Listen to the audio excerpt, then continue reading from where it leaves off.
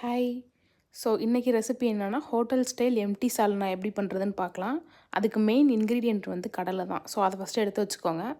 Next ஒரு பெரிய வெங்காயம், கொஞ்சமாக கருவேப்பிலை, கொத்தமல்லி, புதினா, கூட வந்து 2 பச்சை மிளகா, அப்புறம் ஒரு ஹாஃப் டொமேட்டோ இதெல்லாமே கட் பண்ணி ஃபஸ்ட்டு ரெடியாக வச்சுக்கோங்க. ஸோ நெக்ஸ்ட் ஸ்டெப் வந்து கடலையை கொஞ்சம் ரோஸ்ட் பண்ணி எடுத்து வச்சுக்கோங்க.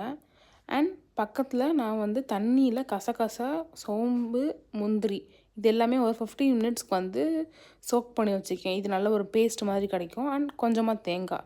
ஸோ நம்ம இது எல்லாத்தையுமே ஃபஸ்ட்டு மிக்சியில் போட்டு அரைச்சி எடுத்துக்கலாம். அந்த கடலை, அந்த தண்ணியில் ஊற வச்ச கேஷ்யூ இது எல்லாமே அரைச்சி ஃபஸ்ட் சைடில் வச்சுக்கலாம். ஸோ நெக்ஸ்ட் ஆஸ் யூஷுவல் ஒரு பாத்திரத்தில் நீங்கள் நார்மலாக பேனில் வைக்கிறனாலும் வைக்கலாம், குக்கரில் வைக்கிறனாலும் வைக்கலாம். எண்ணெய் ஊற்றிட்டு என்னென்ன மசாலா ஐட்டம்ஸோ அதெல்லாமே அந்த பட்டை, கிராம்பு அதெல்லாம் போட்டுட்டு வெங்காயம், பச்சை மிளகா அதெல்லாமே நல்லா வதக்கிட்டு ஒரு 2லேருந்து 3 ஸ்பூன் வந்து இஞ்சி பூண்டு பேஸ்ட்டு போட்டுக்கோங்க.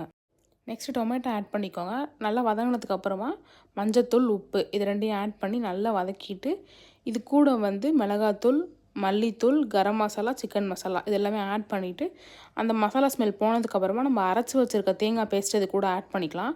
ஸோ அந்த தேங்காய் பேஸ்ட் கூட அந்த 2 மிக்ஸி அளவுக்கு தண்ணி ஊற்றிக்கோங்க வேணுங்கிற அளவுக்கு. கொதிச்சதுக்கப்புறமா கூட கொஞ்சமாக கொத்தமல்லி தழை ஆட் பண்ணி குக்கரை க்ளோஸ் பண்ணிடுங்க. ஒரு 3 விசில் விட்டால் போதும். நம்மளோட ஹோட்டல் ஸ்டைல் எம்டி சால்னா இப்போ ரெடி ஆயிடுச்சு.